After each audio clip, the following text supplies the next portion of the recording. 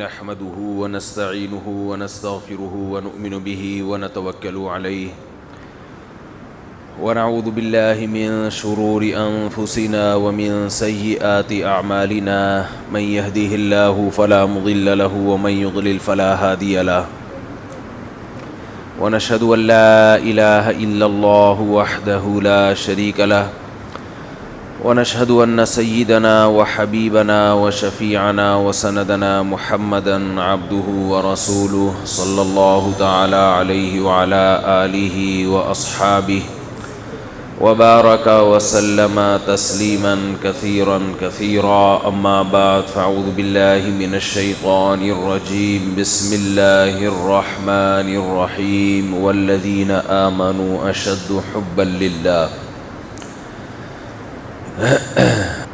قرآن مجید کی ایک آیت تلاوت کی ہے. اللہ تعالیٰ سے دعا ہے اللہ تعالیٰ صحیح طرح سے بات کہنے کی، سننے کی، سمجھنے کی اور عمل کی توفیق عطا فرمائے. مائک کو سیٹ کریں یار، یہ کیا سیٹیاں مار رہا ہے.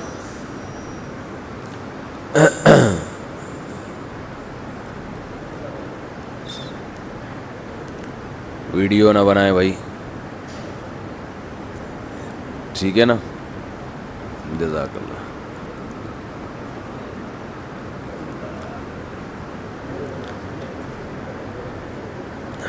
اللہ تعالیٰ نے اپنے بندوں کو یہ باور کرایا کہ میں نے تمہیں پیدا کیا ہے، کیونکہ ہم نے اللہ کو اپنی آنکھوں سے دیکھا نہیں ہے. پیغمبروں کے ذریعے بتایا کہ میں نے تمہیں پیدا کیا. پھر یہ بھی بتایا کہ میرے ساتھ کوئی شریک نہیں ہے، میں اکیلا ہوں. یہ بھی بتایا کہ تم سب کے سب میرے محتاج ہو. انتم الفقراء الی اللہ، فقیر ہونے میں سب برابر ہو. فقیروں کی قسمیں ہوتی ہیں نا، کوئی چھوٹا فقیر، کوئی بڑا فقیر، کوئی درمیانہ. تو اللہ نے بتایا کہ یہ قسمیں تمہاری آپس میں تو ہیں، میری نظر میں چھوٹا فقیر بڑا فقیر کچھ بھی نہیں ہے، سارے ایک ہی جیسے ہو. پھر اللہ نے یہ بھی بتایا جو خرابیاں معاشرے میں نظریاتی طور پر آ رہی تھیں نا، پیغمبروں کے ذریعے اللہ نے ان خرابیوں کو دور کیا. پھر اللہ نے یہ بھی بتایا کہ تم سب میرے فقیر ہو. فقیروں کو نوازنے کے دو طریقے ہوتے ہیں. جب بھی کسی فقیر کو نوازا جاتا ہے تو کتنے طریقوں پہ؟ بولو بھائی، دو طریقے. پشاور میں بیان بڑا مزیدار تھا، سن لیجئے گا یہ. اور جو وہاں کے لوگوں نے والہانہ محبت دی وہ بھی میں انشاءاللہ کبھی بھی نہیں بھولوں گا. اللہ ان لوگوں کو جزائے خیر دے. میری محبت نہیں، وہ اصل میں علماء کی محبت ہے. ہمارے تو کوئی سرخاب کے پر نہیں لگے ہوئے، علماء سے بڑی محبت ہے. یہ بات میں بیانات میں کہتا تھا مگر اپنی آنکھوں سے دیکھ بھی لی. کوئٹہ میں بھی یہی حال تھا. خیر، اللہ ان لوگوں کو نظر بد سے بچائے. اور مسئلہ یہی ہے کہ ان علاقوں کی طرف KPK، چترال، گلگت، بلوچستان، ان علاقے میں اسلام دشمن قوتیں زیادہ متحرک ہیں. اور ان کا جو ہدف ہے نا اسلام دشمن قوتوں کا، وہ نماز ان کا ہدف نہیں ہے، حج ان کا ہدف نہیں ہے. ان کا جو مضبوط خاندانی نظام ہے اس کو تباہ کرنا ہدف ہے، کیونکہ خاندانوں میں خاندانی لوگ پیدا ہوتے ہیں. جہاں خاندان نہ ہو وہاں خاندانی لوگ پیدا نہیں ہوتے. ایک مثال میں نے پشاور والوں کو بھی دی، آپ کو بھی دے کے بس اصل ٹاپک کی طرف چلتا ہوں. یہ آج کا میرا موضوع نہیں ہے. بتاؤ گدھا خاندانی ہے یا غیر خاندانی؟ بولو نا، غیر خاندانی. کیوں؟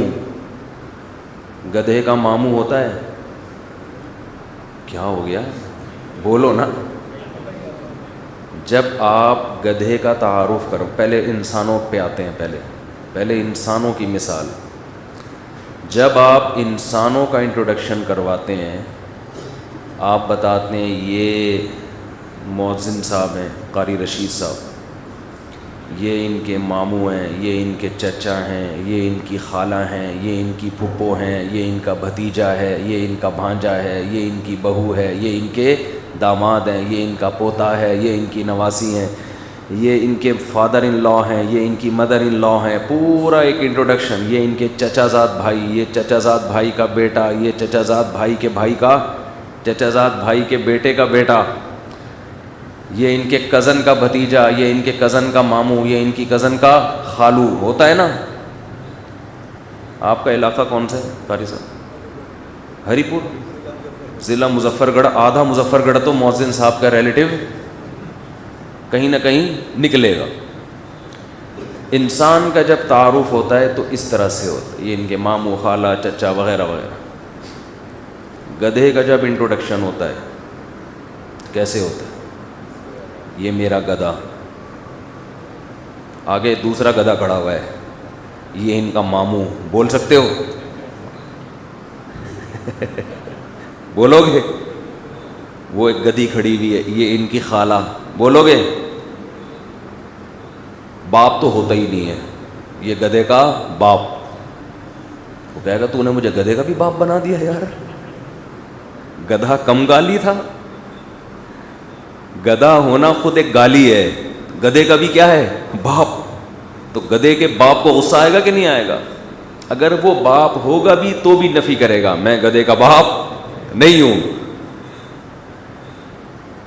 تو آپ بتاؤ، پشاور والوں سے بھی ہم نے ریکویسٹ کی تھی کہ گدھے میں اور انسان میں یہ فرق کیا ہے؟ گدھے کے رشتہ دار، بولو نہیں، کتے کے رشتہ دار. گدھے کی جگہ آپ کتا ڈال دیں، گھوڑا ڈال دیں، بلی ڈال دیں، خچر ڈال دیں، کچھ بھی ڈال دیں، سور ڈال دیں، وہ آپ کی مرضی ہے، آپ کا ہیڈک ہے. فرق یہ ہے کہ گدھے کے ریلیٹیوز نہیں ہوتے، انسانوں کے رشتے ہوتے ہیں. سوال پیدا ہوتا ہے بھائی گدھے کے رشتہ دار کیوں نہیں ہوتے؟ سوال پیدا، بولو، ہو رہا ہے؟ ہوتا ہے کہ نہیں ہوتا؟ گدھے کے رشتہ دار کیوں نہیں ہوتے؟ یہ ایک بہت بڑا سوال ہے. نادرہ میں رجسٹریشن کیوں نہیں ہوتی اس کی؟ ابا، چاچا، ماموں. اس کا جواب یہ ہے کہ گدھے کا باپ نہیں ہوتا. گدھے کا باپ. پھر ایک اور سوال کھڑا ہوگا بھائی، ایک اور اس سے بڑا سوال ہوگا کہ باپ کے بغیر تو کوئی پیدا ہوتا نہیں ہے. کیا ہو گیا بھائی؟ باپ کے بغیر کوئی پیدا، حضرت عیسیٰ معجزے سے پیدا ہوئے، نارملی یہ ممکن نہیں ہے. اس سوال کا جواب یہ ہے کہ گدھے کا باپ ہوتا ہے مگر اللیگل، لیگل نہیں ہوتا. پھر سوال پیدا ہوتا ہے کہ گدھا بیچارہ لیگل اور اللیگل کے فرق کو نہیں جانتا. اس کا جواب یہ ہے کہ جو انسان لیگل باپ اور اللیگل باپ کے فرق کو نہیں جانتا وہ بھی کیا ہے؟ گدھا ہے. وہ بھی کیا ہے؟ گدھا ہے. رشتے لیگل باپ سے بنتے ہیں، اللیگل سے نہیں بنتے. زانی، زنا کرنے والا، اسلام اس کے رشتوں کو نہیں مانتا، نہیں مانتا. اسلام اس کو باپ ہی نہیں مانتا. تو جس قوم میں نکاح ہوتا ہے، شادی ہوتی ہے، اس قوم میں باپ کا رشتہ وجود میں آتا ہے. پھر چچا، خالہ، ماموں، بھتیجے، پھپھے، دادے، نانکے، دادکے، پھر سسرالی، یہ سب رشتے نکاح کی وجہ سے وجود میں آتے ہیں. گرل فرینڈ بوائے فرینڈ میں رشتے وجود میں نہیں آتے. تبھی گوروں کے ہاں رشتے مارکیٹ سے کیا چل رہے ہیں؟ شارٹ. گوروں کی مارکیٹ میں موبائل 1 نمبر ملے گا آپ کو. آپ جاتے ہیں جب گوروں سے کوئی، ہمارے مارکیٹوں میں 1 نمبر چیزیں مارکیٹ سے کیا چل رہی ہیں؟ شارٹ. پتہ نہیں ہوتا یہ جس بوتل پہ نیسلے لکھا ہے یہ نیسلے کمپنی نہیں ڈھکن ڈھکا ہے یا لیاری ندی سے پانی لے کر کسی نے نیسلے لکھ کے ڈھکن لگایا ہے، کچھ پتہ نہیں چلتا. مارکیٹ سے جب آپ شہد لیتے ہو یقین نہیں ہے کہ یہ مکھی کا نکالا ہوا ہے یا گلوکوز کی بوتلوں سے بنایا ہوا ہے. مارکیٹ میں ہمارے 1 نمبر چیزیں نہیں ہیں. گورے کی مارکیٹ میں 1 نمبر، جاپان جاؤ 1 نمبر چیز، لیکن 1 نمبر باپ گورے کی مارکیٹ سے بولو شارٹ. 1 نمبر باپ مارکیٹ میں نہیں ملے گا. ہمارے ہاں جب کوئی بچہ یہ کہتا ہے کہ یہ میرے پاپا ہیں، ہمیں یقین آتا ہے واقعی اس کے پاپا ہوں گے. ہمیں ڈی این اے کی ضرورت نہیں، ہمیں یقین ہوتا ہے ہوں گے پاپا.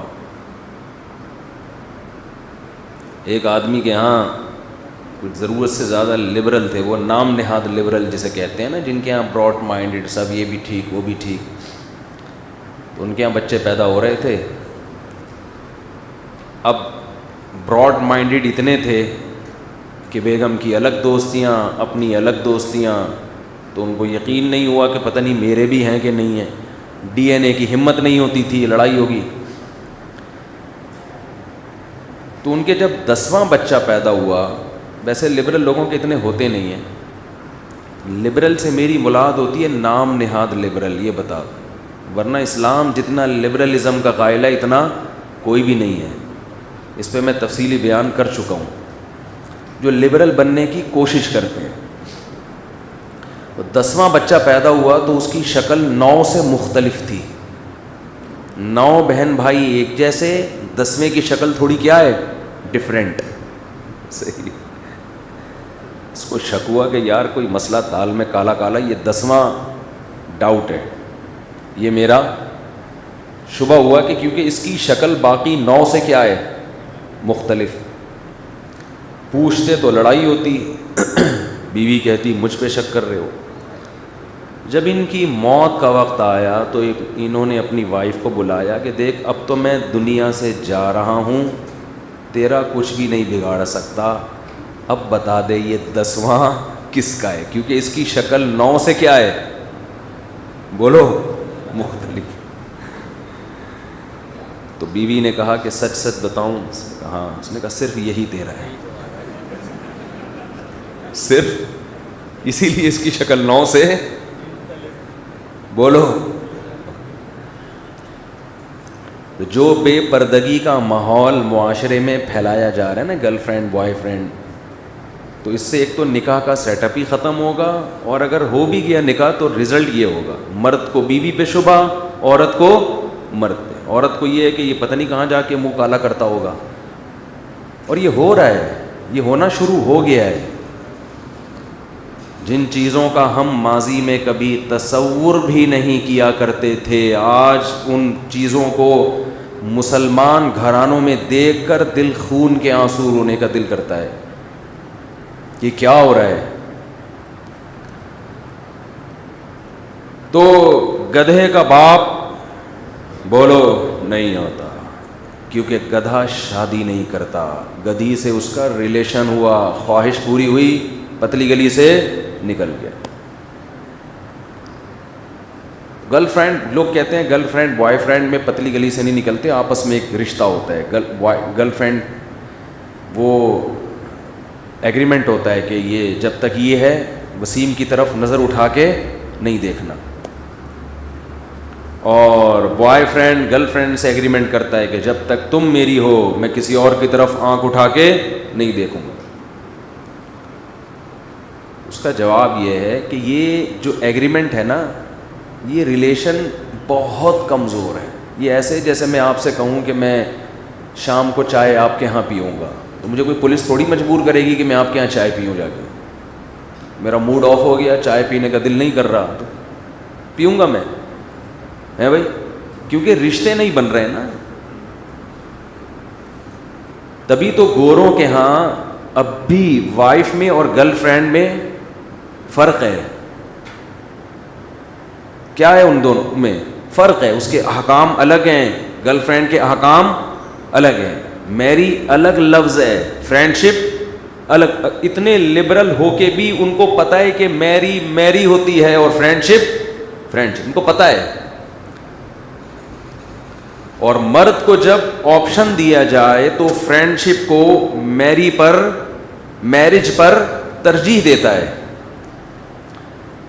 لڑکی کو جب آپشن دیا جائے تو وہ میرج کو فرینڈ شپ پر, بولتے کیوں نہیں, ترجیح دیتی ہے, کیونکہ اس کو فائدہ میرج میں نظر آتا ہے, فرینڈ شپ میں نہیں. اور لڑکے کو فائدہ فرینڈ شپ میں نظر آتا ہے, میرج میں نہیں. تو اب بتاؤ, اسلام مرد کے حقوق کی بات کر رہا ہے یا عورت کے؟ عورت کے حقوق کی بات کر رہا ہے. مرد کو پھنسا رہا ہے اسلام. تو خیر, گدھے کا کوئی باپ بولو نہیں, گدھے کے چچا نہیں ہوتے, گدھے کا بھتیجا نہیں ہوتا, گدھے کے بہن بھائی نہیں ہوتے. جس کے نہیں ہوتے وہ گدھا کہلاتا ہے. وہ کیا کہلاتا ہے؟ اب دیکھو, ایک ٹیکنیکل پوائنٹ کی بات کر کے آگے چلتا ہوں. یہ ٹیکنیکل پوائنٹ کی جو بات آپ کی سمجھ میں آئے گی ایک واقعے سے آئے گی. ایک مناظرہ پہلے بتاؤں گا, اس سے یہ پوائنٹ کی بات آپ کی کھوپڑی میں بیٹھے گی. مناظرہ جب میں آپ کو بتاؤں گا تو آپ کو لگے گا اس سے اس پوائنٹ کا کوئی تعلق نہیں ہے, اس ٹاپک کا, لیکن میں بتاؤں گا کتنا گہرا تعلق ہے. یہ مناظرہ میں پہلے بھی بیان کر چکا ہوں. شاید حضرت مولانا قاسم نانوتوی رحمۃ اللہ علیہ کا واقعہ ہے کہ ایک عیسائی پادری سے مناظرہ ہوا ان کا, یا مولانا یعقوب نانوتوی رحمۃ اللہ علیہ کا واقعہ ہے, واللہ عالم. تو مسلمان عالم جو تھے, نہیں ان کا مناظرہ نہیں, ان کا مناظرہ وہ دوسرا ہے. وہ جو عیسائی نے کہا تھا میں کتاب آگ میں پھینکتا ہوں بائبل, وہ بچ گئی تو سچا مذہب, اور قرآن جل گیا تو اسلام باطل, اس طرح. یہ دوسرا ہے, یہ کسی عالم سے تھا, ایک نارمل عام عالم جو زیادہ مشہور نہیں. عیسائیوں کا دعویٰ تھا کہ حضرت عیسیٰ اللہ کے بیٹے ہیں, حضرت عیسیٰ اللہ کے بیٹے. مسلمان عالم کا دعویٰ تھا کہ اللہ کا کوئی بیٹا نہیں ہے. جب مناظرہ شروع ہوا تو بعض دفعہ جو مناظرہ کرنے والا ہے چرب زبانی سے بات کو گھما پھرا کے نا بظاہر دلائل کی دنیا میں حاوی آ جاتا ہے, عوام اس سے متاثر ہونا شروع. تو عیسائی مناظرے کا پلہ بھاری ہونا شروع ہو گیا, اور یہ جو مسلمان عالم تھے یہ اس اسٹائل میں دلائل نہیں دے سکتے جو عوام کو متاثر کر سکیں. تو مجمع میں ایک دیہاتی نے دیکھا کہ مسلمانوں کا پلڑا کیا ہو رہا ہے, کمزور, ان عالم کو بولنا نہیں آ رہا. وہ آیا اور ان عالم سے ریکویسٹ کی کہ حضرت یہ مناظرہ میرے ہاتھ میں دے دیں. انہوں نے کہا بھائی تو کیا کرے گا, تجھے تو بولنا نہیں آتا. انہوں نے کہا میں جیت جاؤں گا. بہرحال مرتا کیا نہ کرتا, انہوں نے کہا جی اس پادری سے پرمیشن لی. اس پادری نے کہا ہاں بھائی ٹھیک ہے, لے آؤ اس کو مارکیٹ میں لے آؤ. اس گنوار دیہاتی نے کہا کہ مجھے ایک بات بتاؤ کہ اللہ تعالیٰ کب سے ہے؟ پادری سے پوچھا. پادری نے کہا اربوں خربوں سال, ہمیشہ سے ہے, خربوں سال سے بھی زیادہ. کہا بتا تو کب سے ہے؟ اس پادری نے کہا کہ مجھے پیدا ہوئے ہو گئے ہوں گے 35-40 سال, 50 سال. کہا 50 سال میں تیرے کتنے بچے ہیں؟ اس نے کہا میرے 5-6 بچے ہیں. اس نے کہا کروڑوں سال میں اللہ کا ایک ہی ہوا ہے, اور تیرے کتنے ہیں؟ اس سے تم بظاہر لگتا ہے تو اللہ سے اچھا ہے. 50 سال میں تیرے 6-7 ہو گئے اور اللہ کا کروڑوں سال میں ایک ہی. تو اس سے تو لگتا ہے کہ تو کیا ہے, اللہ سے بھی کیا ہے, اچھا ہے. تو یہ کیسا اللہ ہے جو کروڑوں میں ایک ہی، اور تو اتنے پیدا کر چکا ہے؟ تو پادری لاجواب ہو گیا، اس کے پاس اس کا کوئی جواب نہیں تھا۔ دیہاتی نے تو اپنے اسٹائل میں جواب دیا۔ حضرت مولانا یعقوب نانوتوی رحمۃ اللہ علیہ نے اس دیہاتی کے جواب کو علمی انداز میں بیان کیا ہے۔ علمی انداز یہ ہے اس جواب کا کہ اگر بچے پیدا ہونا یہ اچھی صفت ہے، اچھی، دیکھو طاقت ایک اچھی صفت ہے یا بری؟ تو طاقت اللہ میں زیادہ ہے یا بندوں میں؟ اللہ کی لامحدود، بندوں میں محدود۔ سخاوت بری صفت ہے یا اچھی؟ اچھی۔ تو بندوں میں تھوڑی، اللہ میں زیادہ۔ تو اگر اولاد کا پیدا ہونا اللہ کے حق میں اچھی صفت ہوتی تو اللہ کے کھربوں بچے ہونے چاہیے تھے، اور اگر یہ بری صفت ہے تو ایک بھی نہیں ہونا چاہیے اللہ کا۔ بہت مشکل ہے بات سمجھا۔ دیکھو انسان کے حق میں قضائے حاجت اچھی صفت ہے، بری نہیں ہے۔ نہ ہو قبض کی دوائیں کھانا شروع کر دیتے ہیں، اللہ کے حق میں یہ بری صفت ہے کیونکہ وہ محتاج نہیں ہے۔ انسان کے حق میں روٹی کھانا، بھوک لگنا اچھی صفت ہے، اللہ کے حق میں بری۔ انسان روٹیاں جتنی زیادہ کھانے کی طاقت رکھتا ہو اتنا پاورفل ہے، بشرطے کہ طاقت بھی ہو معدے میں ہضم کرنے کی۔ کہتے ہیں میں 6 روٹیاں کھا جاتا ہوں، ٹکار بھی نہیں لیتا۔ کہتے ہیں واہ بھائی، لگتا ہے کہ کسی بیل سے اصلاحی تعلق ہے آپ کا۔ باڈی بلڈر یہ کام کرتے ہیں، کمزور آدمی وہ تو ایک بسکٹ چائے میں ڈبو کے کھا لے گا، پاور ہو اگر باڈی میں۔ ہاں ایک ٹھوسنے کی عادت پڑی ہوئی ہے تو ایک الگ بات ہے، لیکن اگر جو زیادہ کھاتا ہے اور ہضم بھی کر لیتا ہے تو وہ پاورفل سمجھا جاتا ہے۔ بوڑھے کم کھاتے ہیں، جوان زیادہ کھاتے ہیں کیونکہ صحت مند ہیں۔ کھانا اگر اچھی صفت ہے انسان کے حق میں تو زیادہ کھانے کی صلاحیت رکھنے والا کم کھانے والے سے زیادہ اچھا سمجھا جاتا ہے۔ اللہ کے حق میں کھانا اچھی صفت نہیں ہے، وہ روٹی کا محتاج نہیں ہے، وہ ایک نوالا بھی نہیں کھاتا، کیونکہ اگر کھانا اللہ کے حق میں اچھی صفت ہوتی تو پھر اللہ جتنا کھاتا ہم اس کا سوچ بھی نہیں سکتے تھے۔ اولاد کا پیدا ہونا انسان کے حق میں اگر بری صفت ہے تو ایک بچہ بھی برا ہے، اچھی صفت ہے تو جتنے زیادہ ہوں اتنا اچھا ہے۔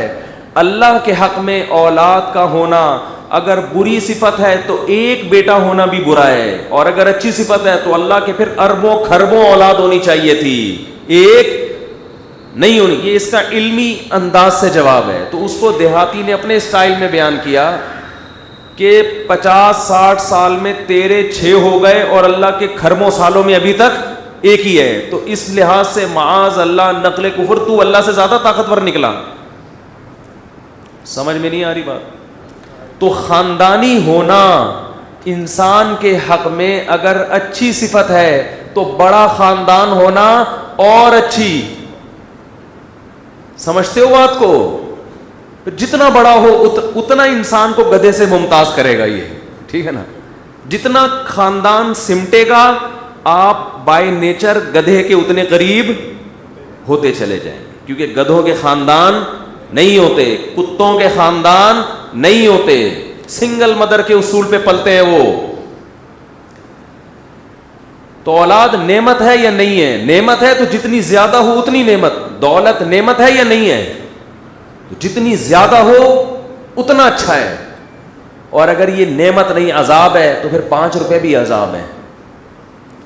صحت اگر نعمت ہے تو جتنی زیادہ ہو اتنا اچھا، اور صحت اگر عذاب ہے تو تھوڑی سی صحت بھی نہیں ہونی چاہیے۔ پھر جوانی اگر نعمت ہے، اگر عذاب ہے تو نہیں ہونا چاہیے جوان۔ اگر نعمت ہے تو جتنا زیادہ جوان ہو اتنا اچھا۔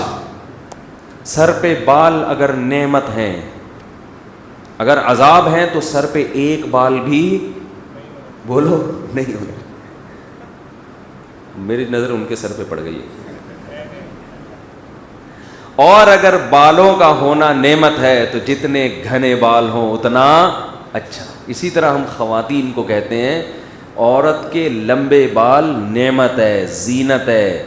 عورت کے جتنے لمبے بال ہوں اتنا اس کا اس میں حسن اور زینت ہے. انہوں نے کٹا کے جیسے مرغی کے کٹے ہوئے پر ہوتے ہیں نا, اتنی کیا فیشن آ گیا, یہ اتنی زینت ختم کر دی.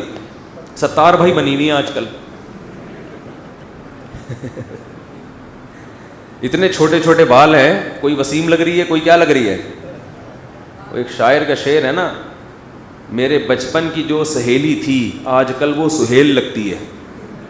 ان کا شعر ہے, وہ مشہور شاعر ہیں سلمان گیلانی. میرے بچپن کی جو سہیلی تھی آج کل وہ سہیل لگتی ہے. تو بھائی گدھے کا بولو گدھے کا باپ نہیں ہوتا. تو گدھا بھی گرل فرینڈ بوائے فرینڈ کے, تو جن لوگوں نے گرل فرینڈ بنا کے رکھی ہوئی ہے ان کو گدھا کہا کریں, سمجھتے ہو. اور جن کی ایک ہے ان کو خاندانی, اور جن کی 4 ہوں ایکسٹرا خاندانی سب کو. تو یہ تو جتنا یہ خاندانی نظام مربوط ہوگا نا, کیونکہ جب آپ کی اولاد زیادہ ہوگی تو آپ ایک پوتے کے دادا ہیں خاندانی, درجنوں کے دادا ہیں بہت زیادہ خاندانی. آپ کی 2-4 بہویں ہیں خاندانی, ہول پورا کنٹینر بہوؤں کا گھر میں پڑا ہوا ہے آپ کے پاس, تو بہت زیادہ خاندانی.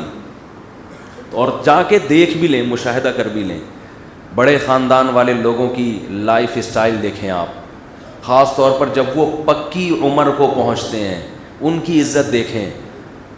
اور چھوٹے خاندانوں میں جا کے بھی دیکھیں, محبتیں چھوٹے خاندانوں میں نہیں ہوتی, کیونکہ مفاد پرست بن جاتا ہے انسان. ابھی چائنا کہہ رہے 3 بچے پیدا کرو, چائنیز اس کے لیے تیار نہیں ہے. وہ کہتے ہیں بچہ اگر پینلٹی ہے, جرمانہ ہے, تو 1 بھی جرمانہ ہے, 1 بھی عذاب ہے, 2 بھی عذاب, 3 کیوں پیدا کریں ہم. وہ ایسا دماغ بنا دیا انہوں نے. خیر یہ میرا ٹاپک آج کا نہیں ہے, تو پشاور کے فضائل میں نے 2-4 باتیں آپ سے عرض کر دی.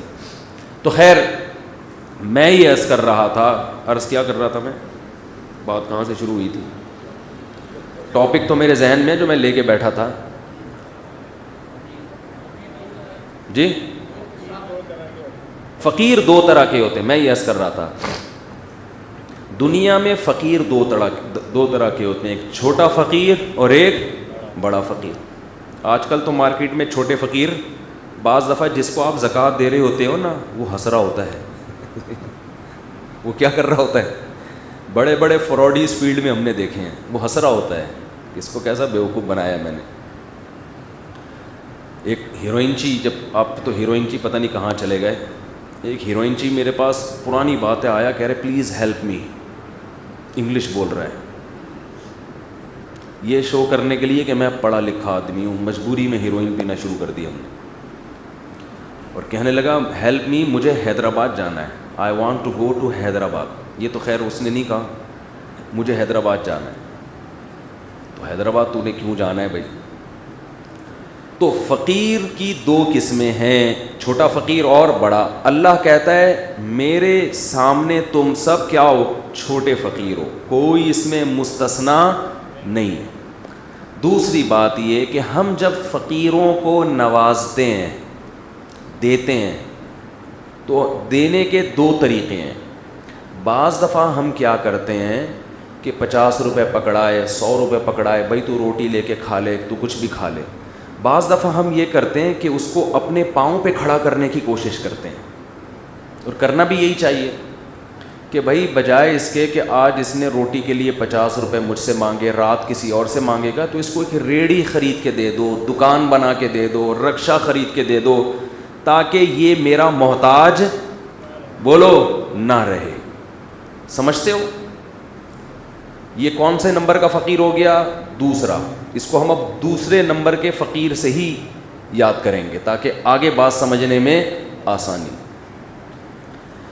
مشرکین مکہ یہ کہا کرتے تھے کہ ہم سب اللہ کے فقیر ہیں, لیکن کچھ پہلے نمبر کے اور کچھ دوسرے نمبر کے. بڑی ٹیکنیکل بات ہے, اللہ کرے سمجھ میں آ جائے.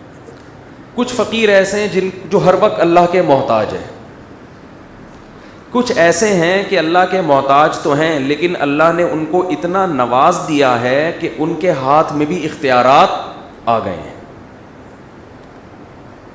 ان کے ہاتھ میں بھی اختیارات آ گئے. اب ان کو بار بار اللہ سے مانگنے کی ضرورت، چھوٹی چھوٹی چیزیں مانگنے کی ضرورت نہیں ہے، بلکہ اتنے اختیارات ان کے پاس اللہ کے دینے سے، اللہ کی عطا سے آ گئے ہیں کہ اب نہ صرف یہ کہ ان کو ضرورت نہیں اللہ سے مانگنے کی، آپ نے ان کو ریڑھی خرید کے، رکشہ خرید کے دے دیا ہے، اسٹیبل ہو گئے ہیں، وہ اپنے پاؤں پہ کھڑے ہو گئے ہیں، بلکہ لوگ بھی اب ان سے اگر چندہ مانگیں تو کوئی برا نہیں ہے. اللہ نے ان کو اتنا مالدار، اتنا اسٹیبل کر دیا ہے کہ اب اپنی حاجات میں اللہ کے ساتھ ان کو بھی پکار سکتے ہیں. سمجھتے نہیں ہو بات کو؟ اب ہم چاہیں تو وسیم بھائی سے قرضہ لیں یا اس رکشے والے سے قرضہ لے لیں، ہمارے لیے کیا ہو گیا ہے؟ برابر، کیونکہ وسیم بھائی نے اس رکشے والے کو اتنا مالدار بنا دیا ہے کہ اب اس سے پیسے مانگیں یا اس سے. فرق یہ ہے کہ یہ اللہ کی عطا سے بنے ہیں، خود سے نہیں ہیں، لہذا اصل اب بھی کیا ہے؟ اللہ ہے. اللہ نے الحمد سے لے کے والناس تک قرآن میں نفی کی ہے کہ میں نے کسی کو اپنے پاؤں پہ کھڑا اس اعتبار سے نہیں کیا ہے. وسیم بھی میرا محتاج اور وہ بھی میرا محتاج. کسی کے پاس کسی قسم کے اختیارات بولو نہیں ہے. میری نظر میں فقیر جو پہلے نمبر کے فقیر ہیں سارے وہی ہیں، دوسرے نمبر کا کوئی فقیر میری نظر میں نہیں ہے. ایک ایک چیز میں، ایک ایک ذرے میں ہر شخص ہر وقت میرا محتاج ہے. کسی کے پاس کسی قسم کے اختیارات میں نے نہیں دیے. بات آ رہی ہے سمجھ میں؟ اور اختیارات کا مطلب کیا ہے؟ آپ کہہ سکتے ہیں ہم تو اللہ سے بھی مانگتے ہیں اور وسیم بھائی سے بھی مانگ لیتے ہیں، بعض دفعہ پیسے مانگ لیتے ہیں نا. اور مفتی صاحب کہہ رہے ہیں کہ اللہ نے کہا ہے میں نے کسی کو اختیارات نہیں دیے. ہم تو اللہ سے بھی مدد مانگتے ہیں اور ہیلپ لائن پولیس کو بھی فون کرتے ہیں، اور بعض دفعہ پولیس آ بھی جاتی ہے. ایسا بھی ایک ونس اپون اے ٹائم میں نے دیکھا تھا. تو یہ تو اختیارات تو ہیں. تو یاد رکھو یہاں اختیارات سے مراد ما فوق الاسباب، ما فوق الاسباب. ما فوق الاسباب گاڑی اردو ہے، اس کا مطلب کیا ہے کہ کچھ اختیارات ایسے ہوتے ہیں جن کی سائنٹیفک لاجک ہوتی ہے. میں آپ سے کہتا ہوں مجھے پانی دو، آپ ٹانگوں سے چل کے جائیں گے، کولر سے نکالیں گے، یہ سب چیزیں اسباب کے تحت آتی ہیں. ان میں کسی کو بھی پکارا جا سکتا ہے. اس میں پیغمبر، فرشتے، انسانوں کا کوئی فرق نہیں ہے. اس میں ایک بھنگی کو بھی آپ مدد کے لیے پکار سکتے ہیں، یار میرا گٹر صاف کر دو آ کے، بہت دنوں سے خراب. یہ کوئی فضیلت کی چیز نہیں ہے. بھنگی آئے گا اتنا بڑا ڈنڈا لے کے، وہ گھسا دے گا آپ کے واش روم میں، ادھر سے گھسائے گا وسیم بھائی کے گھر سے وہ ڈنڈا. یہ ان کا کمال ہے، یہ ہم بولو نہیں کر سکتے. یہاں سے گھسائے گا، نکلے گا کہاں؟ ایک گٹر سے خود بھی گھسے گا، دوسرے سے نکل کے آ جائے گا. یہ میں اور آپ نہیں کر سکتے. یہ بھی ایک کمال ہے کہ نہیں ہے؟ لیکن یہ فضیلت کی دلیل اس میں الوہیت والا، خدا والا عنصر نہیں ہے. اس کو خدا نہیں کہتے. یہ مدد پولیس بھی کر سکتی ہے ڈاکو کو پکڑنے کی، ڈاکٹر کر سکتا ہے آپ کو اولاد دینے میں. جب آپ کے اولاد نہیں ہو رہی، میاں بیوی ڈاکٹر کے پاس جاتے ہیں، ہمیں بچہ چاہیے، ڈاکٹر علاج کراتا ہے، ٹیسٹ کرتا ہے فالٹ مرد میں ہے یا عورت میں، جہاں فالٹ ہو اس کو دور کرنے کی کوشش. یہ سب اسباب کے تحت. اس سے ڈاکٹر خدا نہیں بن جاتا. تو یہ ہر ایک سے مدد مانگنا جائز ہے. اس میں بھنگی میں، ڈاکٹر میں کوئی فرق نہیں ہے. ایک مدد وہ ہوتی ہے جہاں اسباب فیل ہو جائیں. 90 سال کا بوڑھا ڈاکٹر کے پاس جائے، مجھے اولاد چاہیے. ڈاکٹر کہے بھائی تجھے پاگل پنے کی گولی چاہیے. اصل میں تجھے کیا چاہیے؟ تجھے دماغی توازن ٹھیک کرنے کی. بولو. ایک 80 سال کے بوڑھے تھے، ہمارے ایک جاننے والے نے بتایا، سچا واقعہ. ان کی کہیں سیٹنگ ہو گئی کینیڈا کے کسی لڑکی سے فیس بک پہ. 80 سال کے بزرگ کی سیٹنگ کس سے ہو رہی ہے؟ کینیڈا کی کسی گوری سے. گوری جوان تھی, بہرحال سیٹنگ ہو گئی آپس میں. وہ گوری کا کوئی مفاد ہوگا شاید, کوئی پیسے ویسے چاہتی ہو, کیا چاہتی ہو واللہ عالم, یہ چیک کرنا چاہ رہی ہو کہ دیکھیں بھائی پاکستان کے 80 سال کے بوڑھے, ایسا جذبہ ہے ماشاء اللہ ان کا, شاید ہمارا بیان سنا انہوں نے. خیر, جو مسجد کے امام تھے انہوں نے مجھے بتایا کہ وہ بوڑھا آیا امام صاحب کے پاس, کہنے لگا کہ جی آج شام 6 بجے میرا نکاح ہے, کینیڈا سے لڑکی آ رہی ہے, تو اس کے لیے مجھے کیا کیا چاہیے, اس کے لیے مجھے یعنی ڈاکومنٹیشن میں اس کے لیے کیا کیا ضروری ہے. میں نے کہا آپ کا شام تک زندہ رہنا ضروری ہے. اس کے لیے آپ کا شام تک زندہ رہنا ضروری, باقی کوئی مسئلہ نہیں ہے, ڈاکومنٹیشن کی فکر نہ کریں. تو اب ایک بوڑھا آدمی 90 سال کا بزرگ حکیم کے پاس چلا جائے, جی مجھے کوئی دوا دیں, اولاد ہو. اگر کوئی سائنس نے اتنی ترقی کر لی ہو, کوئی ایسی میڈیسن ایجاد ہو گئی ہو کہ 90 سال کے بوڑھے کے بھی اولاد ہو سکتی, تو ایک الگ بات ہے. لیکن اگر نہیں ہوگی تو کہے گا بھائی اسباب کی دنیا میں یہ ممکن نہیں. مشرکین یہ کہا کرتے تھے کہ اللہ نے کچھ پیغمبروں کو, کچھ بزرگوں کو, کچھ ولیوں کو ان سے محبت کی وجہ سے, ان کی عبادت کی وجہ سے ایسے اختیارات گفٹ کر دیے ہیں جو اسباب کی دنیا میں ممکن نہیں ہے. لہذا وہ بھی اولاد دے سکتے ہیں, وہ بابے, اور وہ رزق میں برکت بھی دے سکتے ہیں, وہ آپ کو روزگار بھی دے سکتے ہیں, وہ بیماروں کو دوا کے بغیر شفا بھی دے سکتے ہیں. تو یہ ایسی چیزیں ہیں جو اللہ نے ان کو کیا کر دی ہیں, یعنی کوئی رکشہ خرید کے دے دیا, اب وہ محتاج نہیں ہے, وہ خود اسٹیبل ہو گئے ہیں.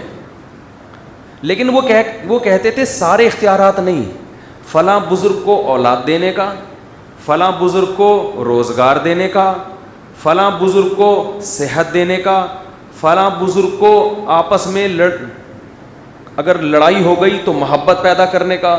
تو وہ اختیارات انہوں نے بانٹے ہوئے تھے, ایک کے بارے میں یہ نہیں کہا کہ سارے اس کو دے دیے. سمجھتے ہو؟ پھر جب وہ بزرگ دنیا سے چلے جاتے تو ان بزرگ کی مورتیاں بنا کر ان کی عبادت کرتے, اور کہتے ہم ان مورتیوں سے نہیں مانگتے بلکہ یہ مورتیوں کے سامنے جھکیں گے تو اس کے پیچھے جو بزرگ ہے نا, جن کا یہ مجسمہ ہے, وہ ہماری حاجت روائی کریں گے. ہندوؤں میں جو بت پرستی کا کانسیپٹ ہے وہ یہی ہے کہ یہ بھگوان براہ راست نہیں دیتا, اصل میں یہ بھگوان کسی دیوتا کی عکاسی کر رہا ہے. اس کے سامنے جھکیں گے تو دے گا کون سا, دے گی وہ جو جس کی روح اس میں ہے, یا جو جس کی یہ نمائندگی کر رہا ہے. وہ کہتے ہیں جیسے آپ بیت اللہ کے سامنے جھکتے ہو, مگر آپ کو پتہ ہے بیت اللہ نہیں دے گا, دے گا کون, اللہ دے گا. سمجھتے نہیں ہو بات کو. تو قرآن کہتا ہے کہ ہم نے کسی بزرگ, کسی ولی, کسی فرشتے, کسی پیغمبر کو کسی قسم کا اختیار دیا ہی نہیں ہے. جب دیا ہی نہیں ہے تو ان کی مورتیاں یا عین اسی شخص کے یا اس کی قبر کے سامنے جھکنے کا کوئی تصور نہیں ہے. اور بیت اللہ کے سامنے جو ہم جھکتے ہیں اس لیے کہ اللہ کا گھر ہے, دیتا بیت اللہ بھی نہیں ہے, وہ تو پتھر ہے. حضرت عمر نے حجر اسود کو چوم کے فرمایا تھا نا کہ مجھے پتا ہے نہ تو نقصان دے سکتا ہے اور نہ تو فائدہ. میں نے محمد صلی اللہ علیہ وسلم کو دیکھا ہے کہ تجھے بوسہ لیتے ہوئے, اس لیے لے رہا ہوں, فائدہ نقصان تیرے ہاتھ میں نہیں ہے. تو یہ شرک معاشرے میں آج بہت تیزی سے پھیل گیا ہے. شیعہ حضرات کہتے ہیں حضرت علی کے پاس اختیارات, اہل بیت کے پاس اختیارات. ہمارے بہت سے دوسرے چینل والے لوگ کہتے ہیں اللہ نے اپنے حبیب کو اختیارات دیے ہوئے ہیں اور مختار کل بنا دیا. مشرکین تو کہتے تھے فلاں اختیار اس کو, فلاں اختیار اس کو. یہ کہتے ہیں اللہ نے اپنے حبیب کو سارے اختیارات دے دیے ہیں. اللہ کی عطا سے ہمارے حبیب اولاد بھی دے سکتے, ہمارے نبی اولاد بھی دے سکتے ہیں. اللہ کی عطا سے بگڑی بنا سکتے ہیں, اللہ کی عطا سے بے روزگاروں کو روزگار دے سکتے ہیں. ہم یہ کہتے ہیں کہ اللہ نے اپنے حبیب صلی اللہ علیہ وسلم کو ان اختیارات میں سے تمام تو دور کی بات، کوئی ایک اختیار بھی نہیں دیا ہے. ایک اختیار کا قائل ہونا بھی اسی طرح کا شرک ہے جیسے تمام اختیارات کا قائل ہونا یہ شرک ہے. اللہ کی نظر میں دونوں شرک برابر ہیں. ہمارے پیغمبر بھی اللہ کے اسی طرح محتاج ہیں جیسے ہم محتاج. محتاجی میں اللہ کے ہاں سب کیا ہے؟ برابر. کسی کو کسی قسم کا اختیار اللہ نے نہیں دیا ہے. ہاں اسباب کے تحت. اچھا ایک اشکال کا جواب دے کے میں آگے چلتا ہوں. بعض لوگ کہتے ہیں کہ یہ کیا بات ہوئی بھائی، اسباب سے ہٹ کے اختیارات پیغمبر کو نہیں دیے، قرآن سے پتہ چلتا ہے فرشتوں کو تو دیے ہیں. بارشیں کون برساتے ہیں؟ بولو، فرشتے. اور حضرت جبریل علیہ السلام حضرت مریم کے پاس آئے، جب وہ غسل کے لیے تنہائی میں گئی ہیں انسانی شکل میں آئے اور کہنے لگے میں تیرے رب کا بھیجا ہوا فرشتہ ہوں، لِأَهَبَ لَكِ غُلَامًا زَكِيًّا، میں چاہتا ہوں تجھے ایک پاکیزہ بچہ گفٹ کر دوں، ہبہ کر دوں. تو کہتے ہیں جب جبریل حضرت مریم کو عیسیٰ جیسا بچہ گفٹ کر سکتے ہیں تو محمد صلی اللہ علیہ وسلم ہمیں اولاد کیوں نہیں دے سکتے؟ سوال سمجھ میں آ رہا ہے کہ نہیں آ رہا؟ دیکھو اللہ تعالیٰ نے کسی سے کام لینا الگ چیز ہے، کام کے اختیار دے دینا بولو الگ چیز ہے. مثال کے طور پر ہم قلم سے پین سے کام لیتے ہیں، تحریر لکھتے ہیں، لیکن تحریر لکھنے کا اختیار قلم کے پاس نہیں ہوتا. ہم جدھر کو گھمائیں گے قلم وہاں گھومے گا، اس سے مدد لے رہے ہیں. بعض دفعہ مدد کی ضرورت نہیں بھی ہوتی، آپ کمپوز کر سکتے ہو پھر بھی قلم سے مدد لے لیتے ہو. قلم کے ذریعے کام لینا الگ چیز ہے، قلم کو اختیار دینا الگ چیز ہے. یہی وجہ ہے آپ نے قلم سے کوئی لیٹر لکھا، سامنے والے نے دیکھا بڑا اچھا لکھتا ہے بھائی، تو آپ سے ریکویسٹ کرنے کے بجائے وہ قلم سے ریکویسٹ کرنے لگا کہ تم مجھے بھی ایسا ایک لیٹر لکھ کے دے دو. قلم لکھے گا؟ بولے گا بھائی مجھے اختیار نہیں ہے، میں کاتب کی انگلیوں میں گھومتا ہوں، جدھر کو گھمائے گا بولنے پر پابندی ہے، جدھر کو گھمائے گا گھوم جائے گا. اسی لیے قلم سے کبھی بھی نہیں مانگا جاتا، مانگا کاتب سے جاتا ہے. فرشتے اللہ کے ہاتھ میں ایسے ہیں جیسے رائٹر کے ہاتھ میں قلم. اسی وجہ سے اللہ سے مانگا جاتا ہے، فرشتوں سے نہیں مانگا جاتا.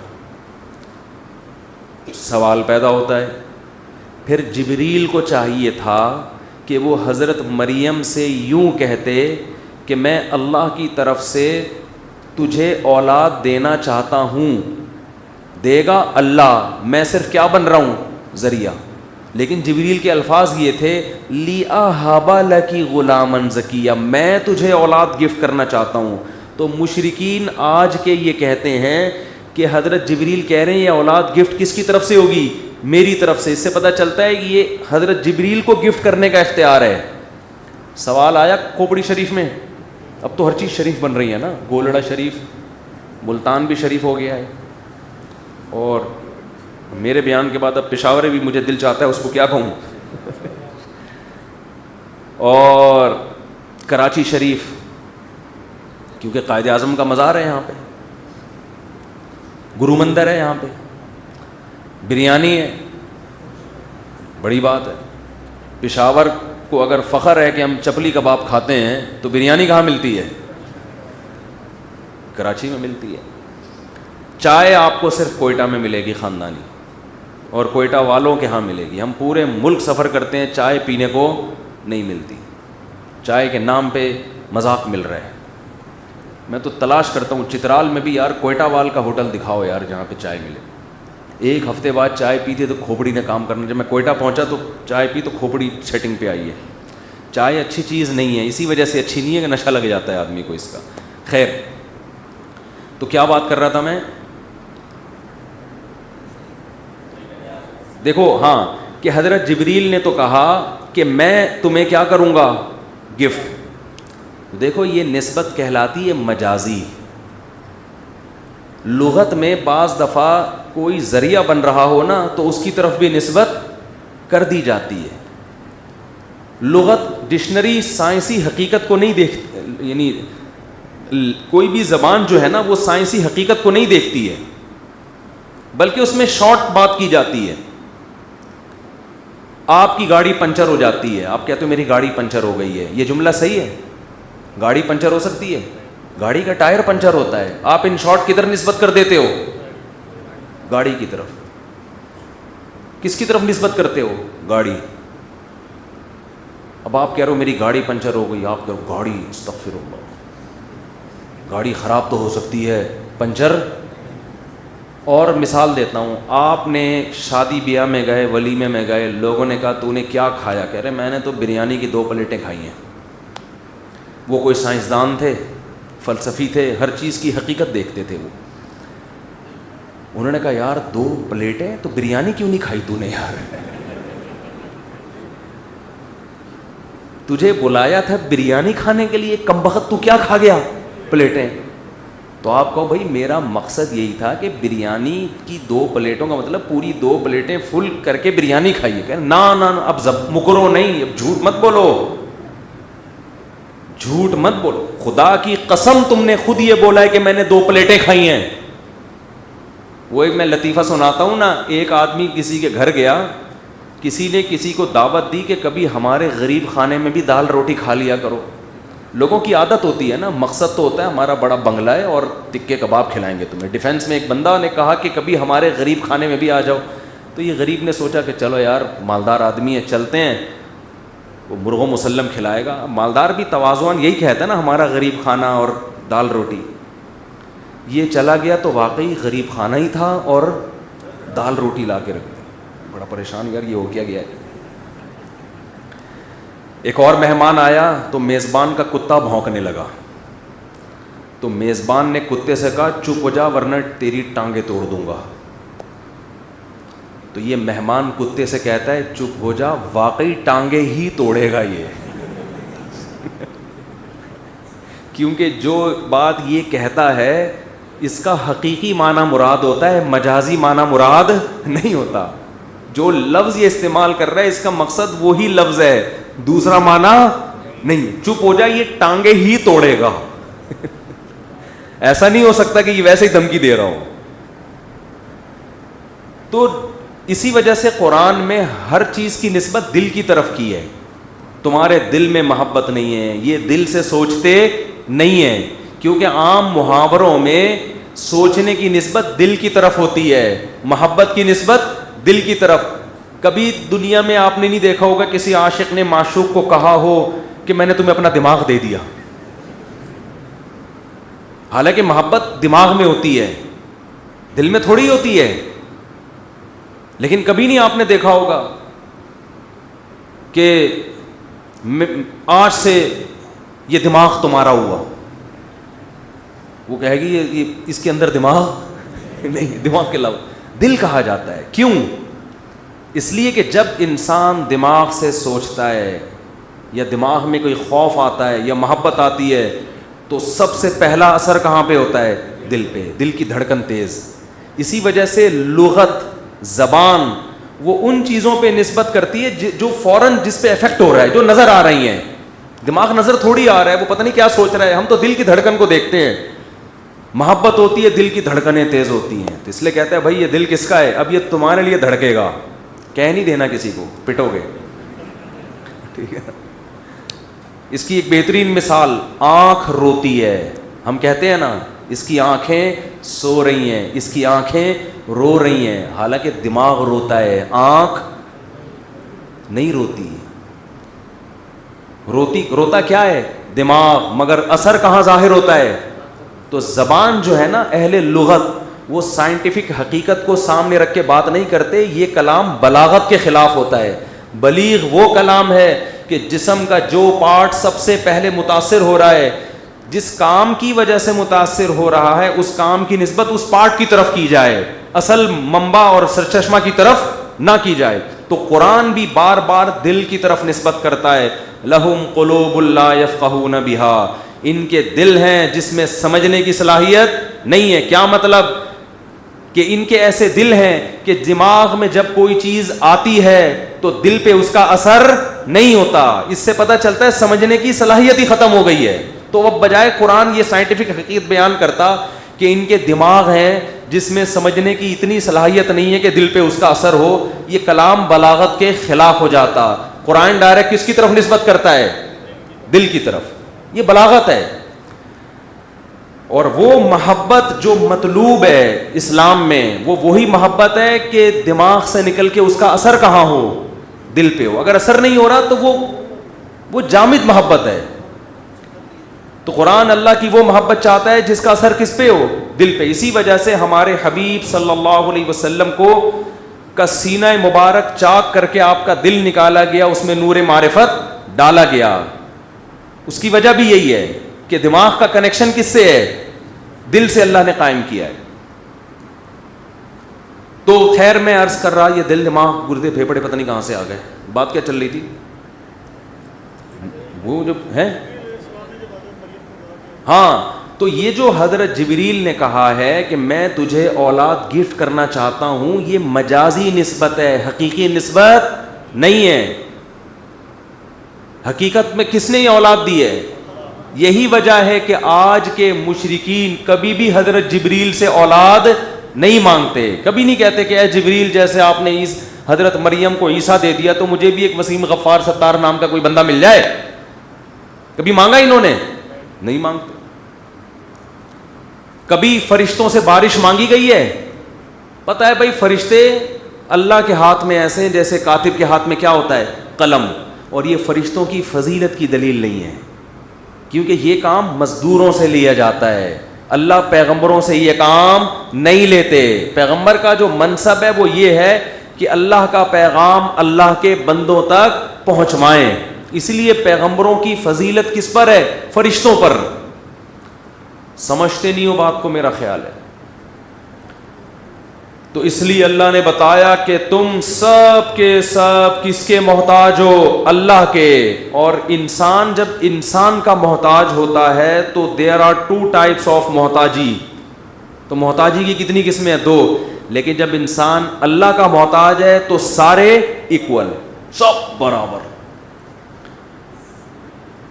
نہ علی مشکل کشا, نہ غوث اعظم مشکل کشا, نہ محمد صلی اللہ علیہ وسلم مشکل کشا, نہ پیران پیر مشکل کشا. سب کس کے محتاج؟ اللہ کے. یہاں میں ایک بات کروں, بعض لوگ توحید کی آڑ میں فساد مچاتے ہیں. موحد لوگوں کو بھی مشرک کہنا شروع کر دیتے. دیکھو مشکل کشا کے بھی 2 مطلب ہیں. ایک مطلب اسباب سے ہٹ کے مشکل کشا, ایک مطلب اسباب کے تحت مدد کرنے والا. مشکل کشا کا لغوی معنی کیا ہے؟ مشکلیں دور کرنے والا. تو اگر کوئی کسی کو مشکل کشا اس معنی میں کہے کہ یہ اپنی صلاحیتیں استعمال کرتا ہے, مثلا یہ ڈاکٹر اچھا ہے, تو وہ بھی تو اس لحاظ سے مشکل کشا ہے نا کہ اس نے لوگوں کی بیماریوں کو کیا کر دیا؟ دور. تو اس بیس پر اگر کوئی ڈاکٹر کو مشکل کشا کہتا ہے تو اسے مشرک کہنے کی اجازت بولو نہیں ہے. تو بعض بزرگان دین ایسے گزرے ہیں جن کے ہاں مشکل کشا کا یہ معنی نہیں تھا جو مشرکین کی نظر میں ہے, بلکہ وہ دوسرے معنی میں انہوں نے کسی کو مشکل کشا کہا ہے کہ ان کے پاس جب بھی جاؤ, ان کو جو اللہ نے صلاحیتیں دی ہیں, جیسے کوئی سخی ہے تو جب بھی کوئی فقیر جاتا ہے یہ سخی اس کو مدد کرتا ہے, پیسے دیتا ہے. ایک ڈاکٹر ہے, حکیم ہے, جب بھی کوئی بیمار جاتا ہے اللہ نے اس کے ہاتھ میں شفا رکھی ہے.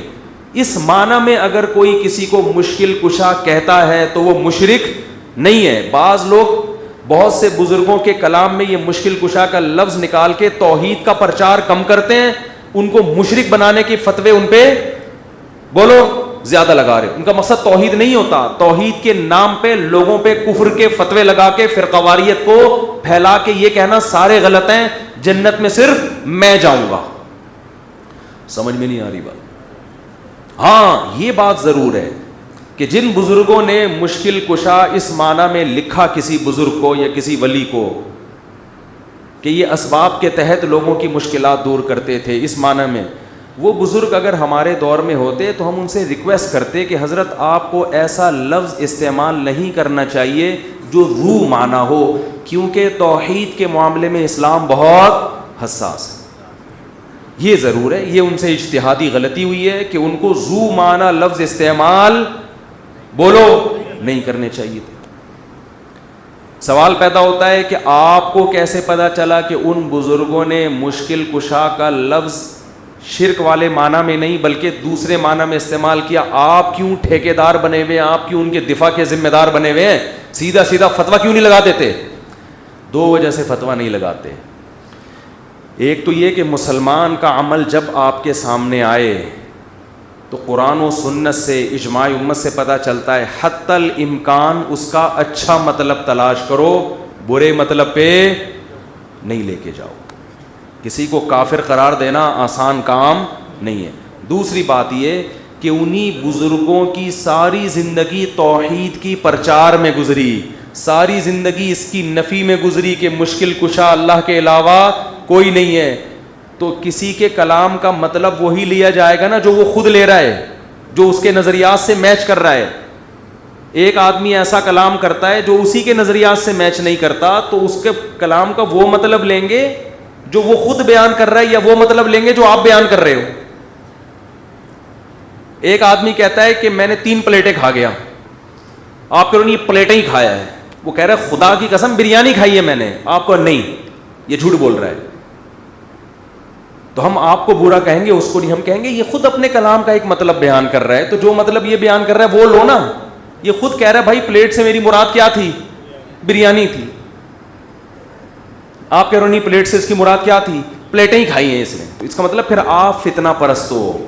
تو ہمارے اکابر کی کتابوں میں بعض ایسے الفاظ ملتے ہیں جس سے شرک کا وہم ہوتا ہے, لیکن انہوں نے جو اپنے عقائد اور اپنے جو کتابیں ان کی بھری ہوئی ہیں توحید کی پرچار میں, اس سے صاف پتہ چلتا ہے کہ یہ دوسرے معنی میں ہے, پہلے معنی میں نہیں ہے. وہ خود اس کی نفی کر رہے ہیں. بہشتی زیور عقیدوں کی, مسائل کی اور عقیدوں کی کتاب ہے جو ہندوستان میں جس کو سب سے زیادہ مقبولیت حاصل ہوئی. آپ اس میں عقائد کا باب پڑھیں, صاف نفی ہے کہ اللہ کے علاوہ کسی کو پکارنا شرک ہے, اس کی اسلام میں اجازت نہیں ہے. اگر علماء دیوبند مشرک ہوتے تو ہم علماء دیوبند کے وارث بننے کی کوشش کرتے ہیں, ہم بھی قبر پرست ہوتے, ہم بھی قبروں پہ جاتے. سعودی عرب میں ایک عالم نے کتاب لکھی کہ تبلیغی جماعت والے قبر پرست ہیں, اور بہت بڑے عالم ہیں, میں ان کا نام بھی بیان کر سکتا ہوں لیکن فتنے کے علاوہ کچھ بھی نہیں ہوگا. عربی میں کتاب ہے ان کی, میں نے خود پڑھی ہے. بہت بڑے چوٹی کے عالم اور بڑے نیک پرہیزگار. کتاب میں کیا لکھ رہے ہیں؟ تبلیغی جماعت والے کیا ہیں؟ قبر پرست. میں نے کہا اگر کچھ اور کہہ دیتے شاید ہم مان لیتے, شاید امکان تھا. 3 دن کی جماعت میں نکل کے دیکھ لیتے تو پتہ چلتا کہ تبلیغی جماعت والے جتنے قبر پرستی کے خلاف ہیں عملاً, اتنا شاید دنیا میں کوئی دوسرا. وہ تو توحید میں اتنا مبالغہ کرتے ہیں کہ جہاں ہونا چاہیے وہاں بھی نہیں ہونے کے قائل. کہتے ہیں اللہ سے سب کچھ ہوتا ہے, دکان سے کچھ بھی نہیں ہوتا. اس چکر میں بعضوں نے دکانوں پہ تالے ڈال کے نکل گئے. یہ وہ تو جہاں سے ہو رہا ہے وہاں سے ہونے کے قائل نہیں ہے, تو جہاں قبر سے نہیں ہو رہا وہاں سے ہونے کے کہاں سے قائل ہوں گے.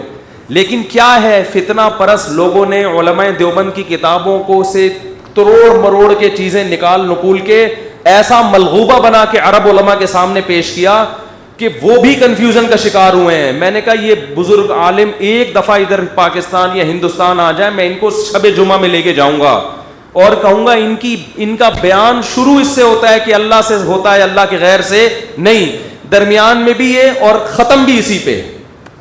اور ہم نے تبلیغ میں درجنوں بار دیکھا ہے کہ قبر کے سامنے سجدہ کیے ہوئے لوگوں کو اٹھا کے ان کو قبرستان سے اٹھا کے کہاں لے کر آئے ہیں؟ مسجدوں میں. تو کتابوں کے پروپیگنڈے پہ مت جاؤ, عمل دیکھو ہو کیا رہا ہے, عمل دیکھو ہو کیا رہا ہے. اگر علماء دیوبند قبر پرست ہوتے تو میں بھی کیا ہوتا؟ مجھے تو جو قبرستان جتنا جانا سنت ہے اتنا بھی ہم نہیں جاتے. کبھی کبھار تو جانا چاہیے, آخرت کی زیارت ہوتی ہے, ہمیں تو اتنا بھی ٹائم نہیں ملتا جانے کا. اور الزام کیا لگایا جا رہا ہے؟ اس وقت بر صغیر میں توحید اگر بچی ہوئی ہے تو علماء دیوبند کی وجہ سے, بہت بڑا کردار ہے ان کا اس میں, ورنہ سب مزار پرست ہوتے. سروے کرو, سفر کرو, میں گلگت گیا ہوں, چترال گیا ہوں, جہاں مزار پرستی نظر آئے گی وہ جگہیں جہاں علماء دیوبند کے اثرات نہیں ہیں. جہاں مزار پرستی نہیں ہے وہاں کس کی تعلیم کے اثرات ہوں گے؟ علماء دیوبند. پورے بر صغیر میں جہاں بھی جاؤ, آپ جہاں بھی جاؤ, مزار اگر نظر آ رہے ہیں, قبروں پہ سجدے نظر آ رہے ہیں, بھائی یہاں کوئی عالم دیوبند کا عالم نہیں آیا تبلیغ کے لیے. اور جہاں میں گلگت کے ایسے دیہاتوں میں گیا جہاں ایک بالش سے اونچی قبر نہیں ہے, سب مٹی کی قبریں, ایک بالش سے اونچی کوئی قبر نہیں, بڑے بڑے قبر. میں حیران, یار تم گاؤں دیہات کے لوگ, تمہیں اتنا شور, تو سلسلہ جا کے کہاں ملے گا؟ جا عالم من دیوبند, کہاں سے ایک عالم آئے تھے؟ دیوبند. وہ سب مزار ختم کر کے چلے گئے. تو کتابوں میں توڑ موڑ کے مشکل کشا فلانا, بھائی وہ ذو معنی الفاظ ہیں. جیسے حضرت جبریل نے کہا میں تجھے ہبا کرنا چاہتا ہوں, مطلب یہ تھا میں نہیں, ذریعہ کون بن رہا ہے؟ میں. اس لیے اپنی طرف فی الحال شارٹ کٹ بات کی ہے میں نے, ٹھیک ہے نا, کیونکہ سب کو پتا ہے کہ اللہ کے علاوہ کوئی اولاد نہیں دے سکتا. ان شارٹ, تو بھائی اپنے عقیدے کو مضبوط کرو. اسلام توحید کے معاملے میں بہت حساس ہے. مدد صرف کس سے مانگی جائے گی؟ اللہ سے. مزاروں پہ حاجات پوری نہیں ہوتی. ایک آخری بات کر کے بیان ختم کرتا ہوں. ایک صاحب جن کا آدھا دھڑ فالج زدہ تھا, آدھا دھڑ ہی ہوتا ہے فالج میں, مجھے کہنے لگے کہ میں دعائیں مانگ مانگ کے تھک گیا, میرا فالج ٹھیک نہیں ہو رہا, مجھے کسی نے کہا ہے فلاں بابے کے مزار پہ جاؤ تو وہاں جا کے دعا مانگو تو یہ دھڑ کیا ہو جائے گا, ٹھیک. میں نے کہا جس بابا کی قبر پہ جا رہے ہو آپ کا آدھا دھڑ کام نہیں کر رہا, ان کے دونوں دھڑ کام تبھی تو قبر میں گئے ہیں. میں نے کہا اگر ان کے دونوں دھڑ میں سے آدھا دھڑ دور کی بات ایک آنکھ بھی کام کر رہی ہوتی نا, مثال کے طور پر آپ کسی بزرگ کا انتقال ہو گیا, آپ نہلا رہے ہیں, ہمارا اسٹائل ہی یہ بات کرنے کا نا. جب میں نے اس کو کہا تو ہنسنے لگا وہ. میں نے کہا جس کے پاس جا رہے اس کے دونوں دھڑ کام نہیں کر رہے بھائی. تو میں نے کہا اگر پھٹے پہ ان بزرگ کو جب نہلانے کے لیے لٹایا تھا ان کا آدھا دھڑ کام کرنے لگتا, تو جو نہلانے والے ان کے دونوں دھڑ کام نہیں کرتے, مر جاتے وہ خوف سے. آدھا دھڑ تو دور کی بات, اگر ان کی ایک پلک بھی ہلنا شروع کر, مثال وہ آنکھ مار دیتے یوں کر کے, آپ ایسے کر کے آنکھ مارتے, آپ نہلا رہے انہوں نے یوں آنکھ ماری, اس کا مطلب اگلا نمبر کس کا ہے؟ تیرا, آ جا. یہی ہوتا نا. تو غسل دینے والے غسل دیتے, بولتے نہیں بھائی یہ تو بزرگ بھی نہیں لگ رہے ہم کو, یہ ان کی حرکتیں ٹھیک, مرتے پہ بھی کیا کر رہے ہیں, اشارہ کر رہے ہیں, آ جا. مر جاتا آدمی. تو جس کے قرآن کہہ رہے یہ کیا, اموات غیر احیاء, یہ مردہ ہیں, زندہ نہیں ہے. وما یشعرون ایان یبعثون, ان کو تو پتہ بھی نہیں ہے کہ کب قیامت میں اللہ دوبارہ زندہ کرے گا ان کو. تو حاجت روائی, مشکل کشائی کس کے ہاتھ میں ہے؟ اللہ کے ہاتھ. تو ہم یہ بات بھی ہمیں کس نے بتائی؟ اللہ نے. تو اللہ نے بتایا یہ کائنات خود سے نہیں بنی, میں نے بنایا, میں اکیلا ہوں. پھر اکیلے کے مطلب میں بھی لوگوں نے دو معنی کر دیا, اللہ اکیلا, اللہ تو ہے لیکن یہ بھی اختیار دیا. اللہ کہتے ہیں نا نا نا نا نا نا, اختیارات بھی کسی کو میں نے نہیں دیے. تنہا وحدہ لا شریک لہ, کوئی عبادت کے دعا کے لائق نہیں. اور انتم الفقراء, تم سب میرے ایک جیسے محتاج ہو. اس میں پیغمبر, فرشتے, بزرگ, ولی کا کوئی فرق نہیں ہے.